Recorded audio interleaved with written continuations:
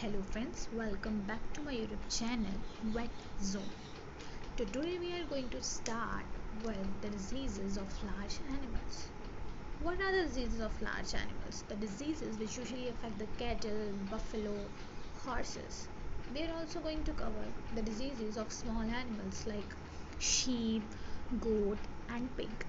So, to start with every disease, there is a systematic way to write or to learn a disease or to represent it to the examiner so that it will give you extra marks.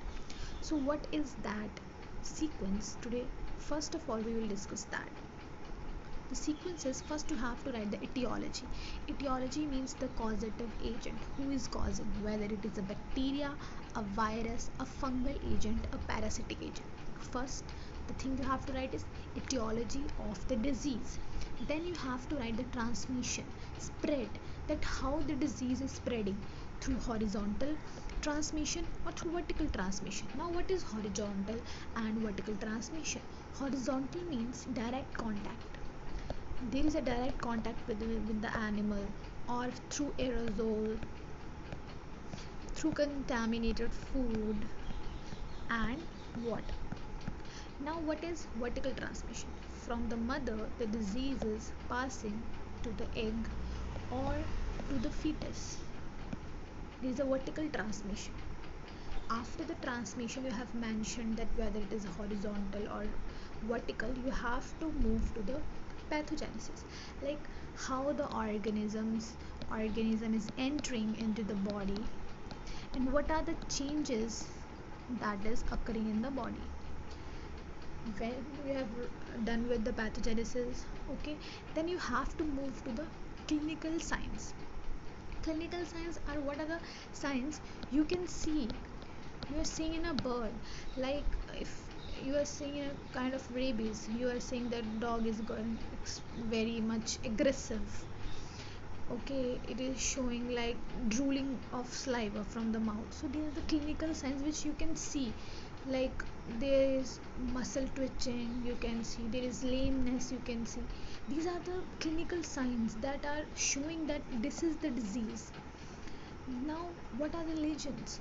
Lesions are when you're opening the body, where you're performing the necropsy, you're opening the body, what you are seeing, like the liver is damaged, the lung is damaged or not, the intestine is damaged or not, there are hemorrhages, there is congestion, what is there in the internal organs, that is lesion. Now there are two types of lesions, one is gross and another one is microscopic.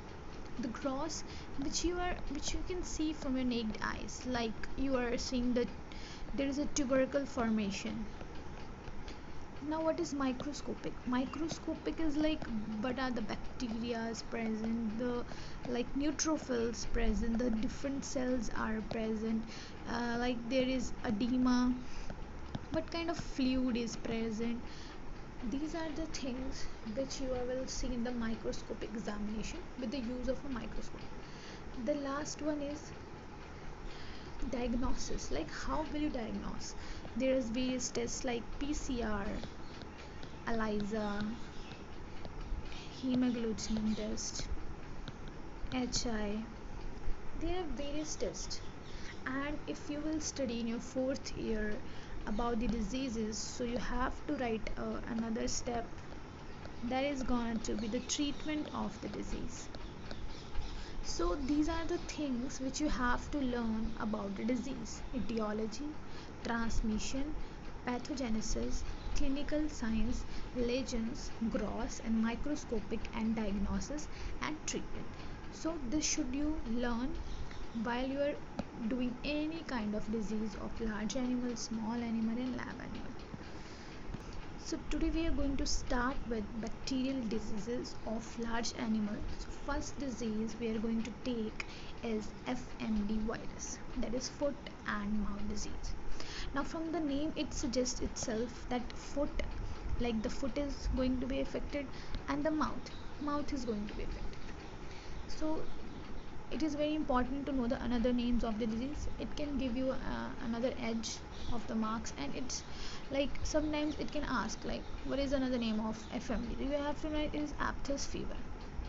Now you have to give a short brief of every disease before starting. So what is the disease? FMD is a highly contagious acute viral disease of all cloven footed animals. Very contagious, like it spreads very fast. Acute, like there is sudden outbreak of the disease. And cloven foot, which have like even toed, the animals which are even toed, they are basically get affected by this disease, like characterized by fever, vascular eruptions, and in the mouth, feet, and teeth. So basically, FMD is basically foot and mouth. But what is there in foot and mouth? There is vascular eruption, vesicles. Okay, so as we know the sequence, after the description, we have to tell about the etiology. So what is the etiology? Etiology is aphthovirus. It is a single-stranded RNA virus and it belongs to the family Picornavidae. It's only okay if you only mention the aphthovirus. Now the most important thing which is differentiating this disease, it is very important to mention the serotypes of the FMD. There are 7 serotypes: O, A, C, Asia 1, SAT 1, SAT 2, and SAT 3. O is the most prevalent, then followed by Asia 1, and it is responsible for 70% of the outbreaks. Now if you can see, SAT 1, SAT 2, and SAT 3, they are strains of South Africa. Asia is most common in Asia. Now the next disease, the type is, we have to tell about the spread, the transmission. So it is usually get by ingestion of the contaminated food, water, aerosol, that we can write that it is usually spread by the horizontal transmission. So what we have learned, that FMD is a very highly contagious acute disease of all cloven foot animals, characterized by fever. And fever to देखो, it is very common. It will come in every situation, like it's a body response. So you have to write fever, and then you have to write vesicular eruption in the mouth. Name itself is suggesting in mouth and in foot. Then you have mentioned about the serotypes. Next you have moved to the spread. Okay, then you have moving to the pathogenesis. So pathogenesis is how the organism entered and what happens, like how it progresses. So the entry of the virus is through inhalation or through contact. Then after that, there is primary replication in the epithelium of pharynx. So if it is entering through inhalation, so it will first enter in the pharynx. It will first go to the pharynx and larynx. There it will multiply. But we have to keep in mind that it is foot and mouth disease. There will be eruption of the vesicles, means that vesicles should be present on the skin. That means we have to take the virus from the pharynx and larynx to the skin. This should be in your mind when you are writing the pathogenesis. So viremia occur, the virus will multiply, and the virus will reach the surface epithelium, especially at the sites of mechanical stress. Now why we are referring to the mechanical stress? Because this virus usually multiply at the site of mechanical stress, like mouth, because the oral mucosa is getting damaged because of eating, like foot is getting damaged because of walking, like that. So these are the sites of mechanical stress. So from the pharynx to larynx, we have to bring this virus to the skin so that we can tell that there is vesicular eruption. So the virus enters the epithelium. Now we have to make sure to make the entry of the virus into the epithelium. Virus enters the epithelium through Langerhans cells. Okay, Langerhans cell helps the virus to enter the epithelium. Now once it enters the epithelium, the skin layer, stratum spinosum, it replicates in the epidermis, that is stratum spinosum. After that, what it will do?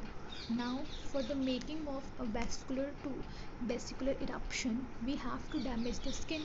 There will be cellular degeneration and lysis, formation of epidermal vesicles, that are blisters, and you have to mention it. This is the hallmark, because what we are studying, foot and mouth disease, means there should be vesicle formation, that is a characteristic lesion. So formation of epidermal vesicles, that is blisters, and the vesicle will rupture, and there will be painful erosion and ulcers and excess salivation. Now there will be ulcers, okay, there will be excess salivation. So this is a kind of a clinical sign. So you can also sum up to here that there will be painful erosion and ulcers. So after that we will move to the clinical signs. First we have did the etiology, then we have to do the transmission, then we have to do the pathogenesis. After that we will do the clinical signs. Okay, so clinical sign, basically if the animal is not feeling better, well, the first thing will be the sudden fall in the milk production. Second, fever. Second thing, you know that fever, it is a normal body response. Now there will be anorexia, means the animal will not eat. Why the animal is refusing to eat? Because there is ulcer formation in the mouth and they are very painful. There is vesicle and bullae in the buccal cavities, and you can say in the foot, okay, and in the, you can see on the teeth. So basically you have to mention that there will be vesicle formation on different locations. And secondary bacterial infection, because the animal is sick, there will be immunosuppression. So that, now we come to the lesion. So these are the gross lesions. What are the gross lesions? So then they're like distribution of the vesicular lesions is the characteristic. The disease is talking about the vesicular lesions. So the distribution of the vesicular lesions at different place is the characteristic of the disease. It can be near mucosa, over the lips, near the coronary band, and there will be localized degeneration of the cell, because there is a vesicle formation, so there will be localized degeneration. Now the main most important thing is what is happening in the young animal, that is necrotizing myocarditis. Now what is necrotizing? Means there is necrosis of the muscles of the heart, that will give a characteristic appearance of tigroid heart appearance. This you have to mention, this is very very very important. Tigroid heart appearance, tiger like appearance, like this. Your muscles normally will be like this. There is a like orientation of the muscles, but what happened in this case, the muscles will be like this. There will be lymphocytic infiltrations, you will see many lymphocytes between them, so there will be, they will get separated. So now this is very important, you have to mention it. Now next we come to microscopic. Now there will be hyaline degeneration, because there is vesicle formation, so the cells, they will be apart, so there will be hyaline degeneration, necrosis of the muscle fiber, as you can see in the heart. And there is intracellular edema, if there will be like the muscle fibers, they are being separated, so there will be edema, there will be a fluid. Now next we have to come to the diagnosis. So the diagnosis, you have to see the clinical signs. What is the clinical sign? You have to see the vesicles on the skin, you will see there is vesicle present or not. You will isolate the virus, you can do ELISA, you can do PCR, and you can do virus neutralization test. So these are the things which you can write in mostly in diseases, so remember these. The ELISA and PCR, HA, they are the common things you can write in every disease in diagnosis. So this is the overview of FMD virus. I hope it helped you a lot, and if you will support my channel like this, I will put the whole course of veterinary pathology. So subscribe, like and share the videos of Red Zone. Thank you.